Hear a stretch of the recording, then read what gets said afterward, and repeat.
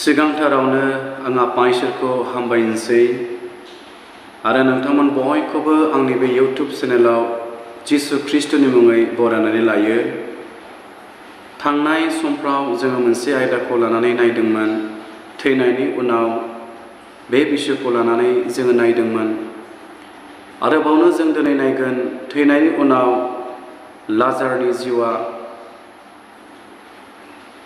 लुकासनि बिलाइ 16 बालाब 19निफ्राय 30 सारिखौ जेब्ला जों फरायो अब्ला बेयाव गोनां गेदेर आरो लाजारनि बिसय जों दिनै मोननो हायो। बै समाव गोनां गेदेर बे धोनिया गावनि दंनायफोरखौ लानानै बे आलो गोजोन रंजा बाजा जिउ खुंदोंमोन। नाथाय हावरिया लाजारा थांनानै थानाय समाव गोबां दुखु दाहानि गेजेरजों बियो जिउ खुंनो गोनां जादोंमोन। बियो जिउआव लान्थियामोन, थेवबो लाजारनि जिबनाव गेदेर मोनसे फोथायनाय दङमोन। बियो फोथायदोंमोन दि आंनि बे हावरिया जानाया अराय समनि थाखाय नङा। बियो फोथायदोंमोन दि आंनि बे लान्थिया जानाया अराय समनि थाखाय नङा, बियो थांनानै थानाय समनि थाखायल' जागोन। आङो दिनै जेसेबांखि दुखुथिया हावरिया बेमार आरो लान्थिया जाया मानो, थैनायनि उनाव आङो आलो गोजोन रंजा बाजा बे जिबनखौ मोनगोन, बे फोथायनाया लाजारनि जिबनाव दङमोन। दिनैबो बेबायदि फोथायनाया जोंनि जिबनाव थानो नांगोन आंनि अनजाग्राफोर। जेब्ला बेबायदि फोथायनाया जोंनि जिबनाव थागोन अब्ला जेसेबांखि समस्या फैया मानो जों देरहासार जिउ खुंनो जोङो हागोन। बेनिखायनो माथाइनि बिलाइ 17 बालाब 2 सारियाव जेब्ला जों नायो अब्ला मोननो हायो। आङो फरायनि माथाइ 17 बालाब 1निफ्राय 2 सारि। 6 दिननि उनाव जिसुआ पेटर, जाकब आरो बिनि फंबाय ज'नखौ लाफानानै बिसोरखौ थरसे गोजौ हाजोआव थख'यै लांखोदों। आरो जिसुआ बिसोरनि सिगाङाव महर सोलायदों। बिनि मोखाङा साननि समान जोंब्लावदों आरो बिनि हिया स्रांनि समान गुफुर जादों। मोनसे समाव जिसु ख्रीष्टआ गावनि 3 चेलाफोरखौ लानानै पेटर, जाकब आरो बिनि फंबाय ज'नखौ लानानै थख'यै आलादायै हाजोआव दैखोलांदोंमोन। आरो जिसु ख्रीष्टआ बिसोरनि मोखाङावनो सोलायदोंमोन। जिसु ख्रीष्टनि मोखाङा साननि समान गोजों जोंदोंमोन आरो जिसु ख्रीष्टनि गाननाय खसाबा, गाननाय जि जोमा बेबायदि स्रांनि समान गुफुर जादोंमोन। बिनि गेजेरजों जिसु ख्रीष्टआ बेखौनो मिथिहोदोंमोन, दिनै थांनानै थानाय समाव जेसेबांखि दुखुथिया हावरिया आरो बिबायारि जाया मानो, जायफ्रा धोरोमनिया गुरगुनाय जिउ खुंनानै दङ, जायहा धोरोमनि हाबाफोरजों बेस्थ' जानानै धोरोमनिया जिउ खुंनानै दङ, बे मानसिफ्रा थैनायनि उनाव लाजारनि बादि बिनि जिबना महिमायाव सोलायहोजागोन। बिनि दुखु दाहाया, बिनि गाबनांनाय गासैबो दिनै सोलायहोजागोन जिसु ख्रीष्टआ मिथिहोदोंमोन। बिनि गेजेरजों जिसु ख्रीष्टआ मिथिहोदोंमोन दि जोंनि दुखु दाहाया अरायनि थाखाय नङा, बियो थैनायनि उनाव सोलायहोजागोन। जोंनि थैनो गोनां देहाया थैनो रोङियाव सोलायहोजागोन। जोंनि जोबलांनो गोनां जोबलांनाय जिबना जोबलांनाय गैयैयाव सोलायहोजागोन जिसु ख्रीष्टआ दिनै मिथिहोदोंमोन। नुजाहोजानाय 3 बालाब 4 सारियाव बेबायदि बुंदों, सार्डिसआव नोंसोरो सानैसो आंजों गुफुर खसाबफोर गाननानै आंजों थाबायफागोन, मानोना नोंसोरो आंजों थाबायफानो समायगौ। जिसु ख्रीष्टआ ज'हननि गेजेरजों मिथिहोदों, सार्डिसआव सानैसो धोरोमिया जिउ खुंनायफोर दङ। बिसोरो गुरगुनाय जिउ खुंनायजों बे संसारखौ नागारलांनायनि उनाव बिफानि रायजोआव धोरोमियानि खसाबखौ गाननानै जिसु ख्रीष्टजों थाबायफागोन, मानोना बिसोरो थाबायफानो समायगौ। खोनासं आंनि अनजाग्राफोर जायफ्रा दिनै गुरगुनाय जिउ खुंदों। मोनसे समाव जिसु ख्रिस्ट'जों लोगोसे बिफानि रायजोआव धोरोमिया खसाबखौ गाननानै, महिमानि खसाबखौ गाननानै, थैनो गैयै, थैनो रोङै, जोबनाय गैयै बे धोरोमनि खसाबखौ गाननानै जिसु ख्रिस्ट'जों थाबायफानो मोनगोन। जिसु ख्रिस्ट'आ बे बाथ्राखौ बुंदोंमोन। नुजाहोजानाय 3 बाला 5 सारियाव बेबादि लिरनाय दङ। बेबायदिनो जायफ्रा देरहागोन बिसोरो गुफुर खसाबफोर गानहोजागोन। जोङो दिनै बे संसारनि लुबैनायखौ फेजेननानै जोङो फैनो हायोब्ला, संसारनि रंजानायखौ जोङो नेवसिनानै देरहासार जिबन जोङो खुंनो हायोब्ला, संसारनि गासै रोखोमनि हाबिलासखौ नागारनानै जोङो गुरगुनाय जिउ खुंनायजों देरहासार जिबन खुंनो हायोब्ला, मोनसे समाव बे संसारखौ नागारलांनायनि उनाव धोरोमियानि खसाबखौ गाननानै जिसु ख्रिस्ट'जों लोगोसे जोङो थाबायफानो मोनगोन। बे जोंनि थैनायनि उनाव फोथायग्राफोरनि आसा। नुजाहोजानाय 3 बाला 8 सारियाव बेबादि लिरनाय दङ। बेनिखायनो आं नोंसोरखौ बुङो, नोंसोरो धोनि जानाय बादि आंनिफ्राय गुफुर हिखौ बायनानै गानदो। जिसु ख्रिस्ट'आ जों मोदोमाव गोनां गेदेर नङाब्लाबो, जोङो दिनै लाजार बादि दुखुथिया, लांथिया, हावरिया जिउ खुंनांदोंब्लाबो, सोरबा जिसु ख्रिस्ट'खौ फोथायनायनि थाखाय न' बां नागारनानै खारनांनो गोनां आरो नासयजानांदोंब्लाबो, जिसु ख्रिस्ट'आ नोंखौ बिफानि रायजोआव गोनां गेदेर जाजानो थाखाय बियो लुबैदों। जेरै लाजारा थांनानै थानाय समाव बियो हावरियामोन, नाथाय नंथारगौयै बियो जिउआव गोनां गेदेरमोन। बेनिखायनो जिसुआ बे बाथ्राखौ बुंदों नुजाहोजानाय 3 बाला 8 सारियाव। बेनिखायनो आङो नोंखौ बुङो, नोङो धोनि जानाय बादि आंनिफ्राय गुफुर हिखौ बायनानै गानदो। बेनिखायनो फै, जोङो जिसु ख्रिस्ट'नियाव फैनि। जोङो जिसु ख्रिस्ट'जों लोगोसे गुरगुनाय जिउ जोङो खुंनि।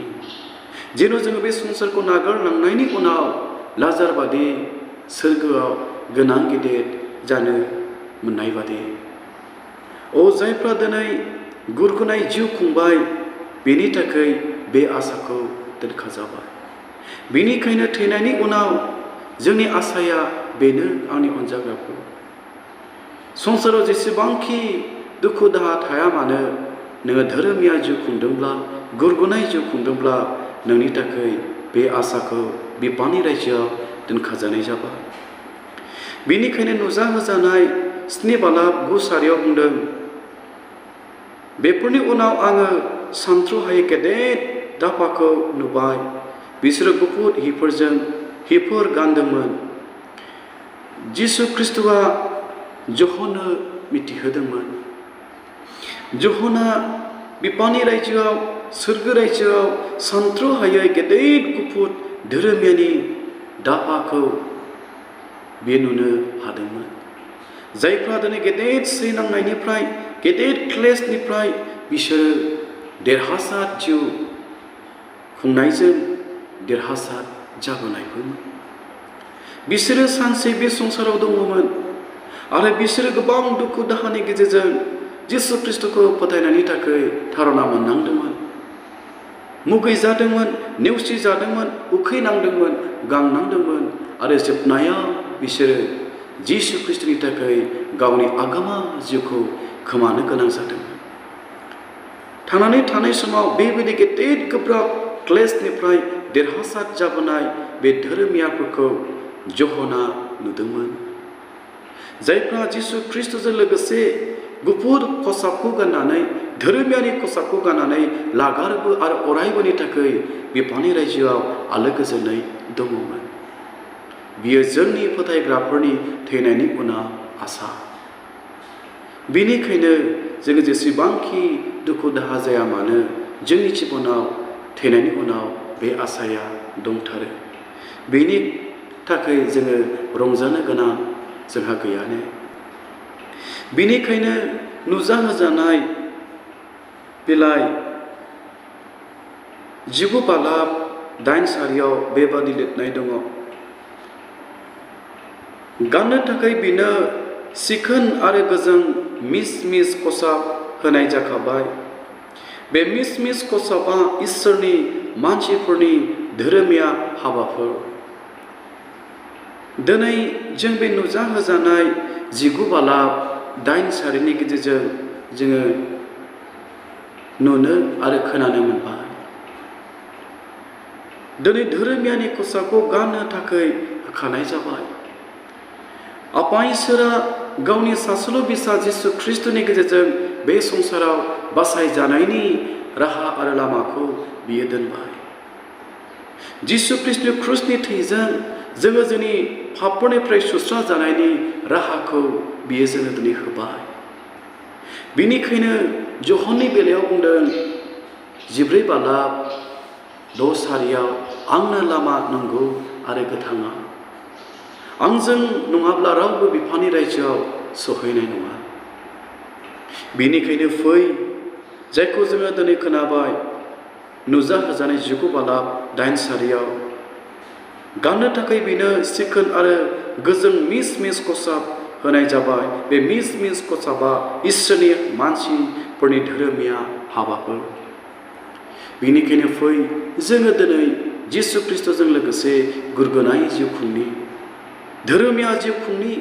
मानोना धोरोमिया जानानै सैनाङोब्लाबो जोंनि जिबनाव दिनै गेदेर गोजोननाय जोबनो गैयै बे सोरगोआ नोंनि लागै आंनि लागै जों बयबो जिसु ख्रिस्ट'नि फैफिननायखौ लामा नायग्राफोरनि थाखाय दोनखाजानाय जाबाय।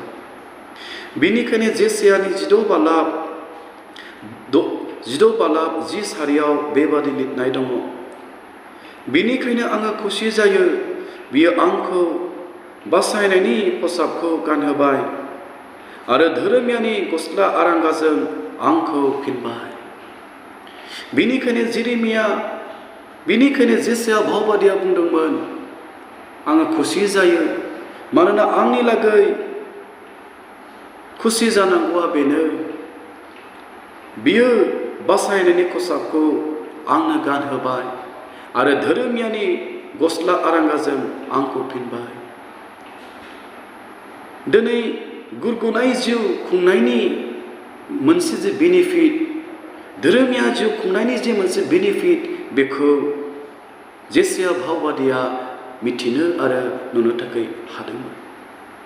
बे नुहुरनो हादोंमोन आरो बुजिनो हादोंमोन दि थैनायनि उनाव आङो दिनै अराय सम धोरोमियानि खसाबखौ गाननानै बिफाजों लोगोसे थाहैनो मोनगोन।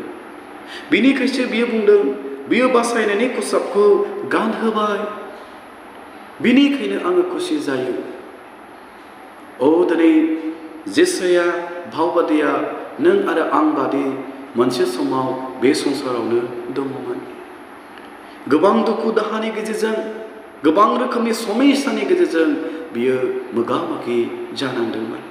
थेवबो बियो धोरोमिया जिउ खुंनायनि बेनिफिटखौ बियो मिथिनो थाखाय हादोंमोन, जायनि थाखाय बियो रंजानो आरो खुसि जानो थाखाय हादोंमोन। आंनि अनजाग्राफोर, बेनिखायनो जोङो दिनै धोरोमिया जिउ खुंनायफोरनि थाखाय जोङो खुसि जानो आरो रंजानो जोंहा नांगौ। मानोना जिसु ख्रिस्ट'जों लोगोसे धोरोमिया जिउ खुंनायफोरनि थाखाय जोबनो गैयै सोरगोनि धोना दोनखाजानाय जाबाय। बेनिखायनो जेसायानि 52 बालाब 1 सारियाव बुंदों, जायन सिरि मोनदो, जेरुसालेम सिरि मोनदो, नोंनि समायना खसाबफोरखौ गानदो, गोथार नङिया माब्लाबाबो हाबनो मोननाय नङा। बेनिखायनो जेसायानि गेजेरजों जेसाया इसोरा दिनै मिथिहोदोंमोन, बियो गाबज्रिनानै बयखौबो लिंहरदोंमोन, जायन सिरि मोनदो, जेरुसालेम सिरि मोनदो। जोंखौ दिनै करन्थियानि बेलायाव जिसु ख्रिस्टआ बुंदों, नोंसोर मिथियाने नोंसोर इसोरनि खुलुमग्रा मन्दिर। दिनै बे पृथिबियाव थानाय बयखौबो जिसु ख्रिस्ट'आ सोरगोआव गोनां गिदिर जाजानो थाखाय बियो लुबैयो। बिफानि रायजोखौ होनो थाखाय बिहा गोसो दङ। बिनिखायनो बियो बयखौबो आह्वान खालामदों, नोंखौबो आह्वान खालामदों आंनि अनजाग्राफोर। नोङो दिनै बेमारजों, दुखुजों, दाहाजों खेंखायनानै दङ जानो हागौ। नोंखौ बियो आह्वान खालामदों धोरोमियानि खसाबखौ गानहोनो थाखाय। मानोना जों गुरगुनाय जिउ खुङालासे, मानोना जोङो धोरोमियानि खसाबखौ गानालासे जोङो बै रायजोआव माब्लाबाबो हाबनो मोनथारनाय नङा। बिनिखायनो लासिरियाव बुंदों, गोथार नङै, गोजों नङै आरो धोरोमियानि खसाब गानिया बै रायजोआव माब्लाबाबो हाबनो थाखाय मोननाय नङा। लुकासनि बिलाइ 6:19-30 जोङो नुबाय। बे गोनां गेदेर धोनिया थांनानै थानाय समाव गोनां गेदेरमोन, जेनिबो आंखाल अभाब बिनि जिबनाव गैयामोन। नाथाय बियो गुरगुनाय जिउ खुङैनि थाखाय, बे धोरोमिया खसाबखौ गाननो हायैनि थाखाय बियो जोबनो गैयै नोरोग रायजोआव अरायनि थाखाय थांगारनो गोनां जादोंमोन, जायखौ माब्लाबाबो थांनानै थानाय समाव हयथ' बियो बेखौ सानफेरनो थाखाय हायाखैमोन। बेनिखायनो फै जोङो बे संसारनि गासैबो दुखु दाहानि बिबानफोरखौ जों बिनो होनि आरो जोङो दिनै जिसु ख्रिस्ट'नियाव बांसिन फोथायनानै बिनि फैनायखौ लामा नायनि। मानोना गुरगुनाय जिउ खुंनायफोरनि थाखाय, धोरोमिया जिउ खुंनायफोरनि थाखाय गेदेर मोनसे आसाया दङ। नोङो दिनै जेसेखि गाज्रि अबस्थायाव थानाङा मानो, बेमाराव थानाङा मानो, नाथाय लाजारनि बादि नोंनि जिबनाव आसाया दंथारो, जायनि थाखाय